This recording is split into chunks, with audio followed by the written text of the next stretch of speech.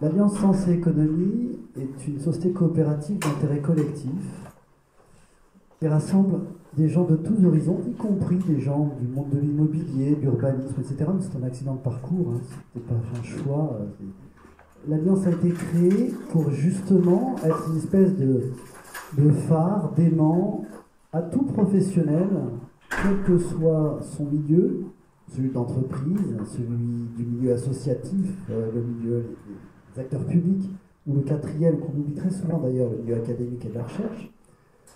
Cette coopérative a été créée justement pour permettre à tous les acteurs de ces quatre univers-là, qui finalement constituent les acteurs qui font nos territoires, de se retrouver dans cette volonté commune de co-construire, coproduire des approches différentes, gérer finalement des objectifs, une certaine vision de la société d'avenir dans laquelle on a envie de se projeter en tant qu'humain et en tant que professionnel. On fait du développement économique durable, volontairement, et ce terme développement est important, par opposition à une vision de la société un peu statique, de stock. Nous, ce qui nous intéresse, c'est créer des flux, de la dynamique. C'est ça qui fait de la vie, c'est ça qui crée de l'activité. Et on a dû chercher un prétexte pour amener les gens dans les territoires à se mettre autour de la table, donc entreprises, associations, acteurs publics et acteurs académiques.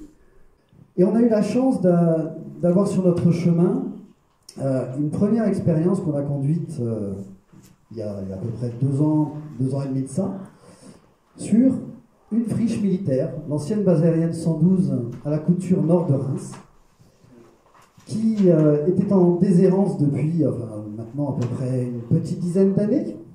Et on est arrivé avec la vision que je vous ai décrite, et on s'est tout de suite adressé aux élus, on s'est tout de suite adressé à la maire, pour proposer cette dynamique, ce processus dynamique de co-construction d'une programmation sur ces... Alors, on est sur 90 hectares, 50 000 mètres carrés, une quarantaine de bâtiments, la zone vie de cette ancienne base aérienne. Et on s'est retrouvé face à nous, avec une population, avec des élus, avec des agents territoriaux, en fait, qui avaient envie de la même chose, qui avaient envie de co-construire public, privé, sans cette séparation, ce cloisonnement habituel entre les différents acteurs, et qui se sont dit, tentons l'expérience. Tentons l'expérience, ça veut dire également finançons cette expérience.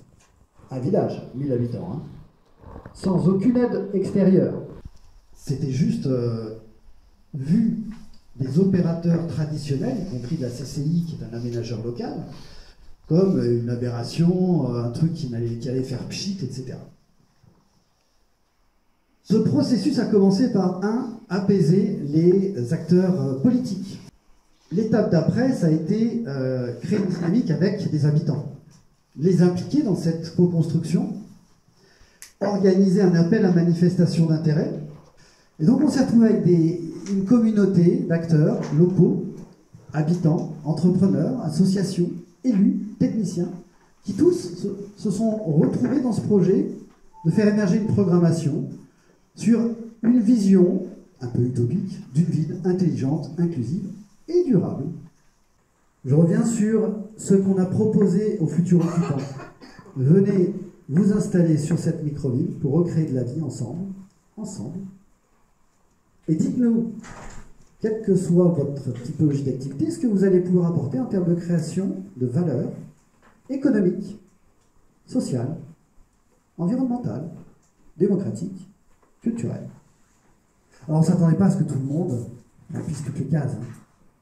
Simplement le fait de poser la question, que l'acteur soit une entreprise, un acteur associatif, eh bien, il se pose lui-même la question de qu'est-ce que je veux bien pouvoir apporter. Et je ne viens pas là simplement pour du mètre carré, je viens là pour participer à un projet de développement de territoire, un projet de territoire, ou un projet qui fait sens pour moi aussi, qui a été évalué par à la fois un comité d'experts et à la fois un comité citoyen.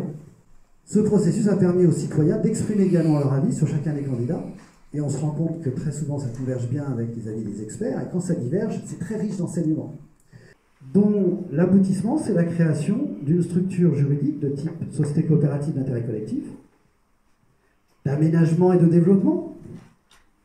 C'est une entreprise comme les autres, mais qui porte les valeurs que j'ai introduites. Une entreprise où on doit tout associer se considère comme un coproducteur de cette entreprise. C'est une démarche entrepreneuriale, avant tout.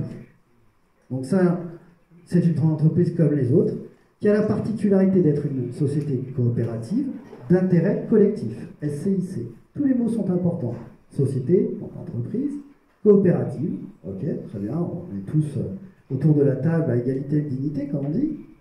Mais voilà, c'était effectivement une autre manière de recréer de l'activité quelque part. Et là, on s'est rendu compte qu'il y avait un nouvel objet, un nouvel opérateur potentiellement, basé sur la coopération à la fois des habitants, des entreprises du territoire, des acteurs associatifs et des acteurs publics, et qu'on touchait là une autre manière de créer de la vie.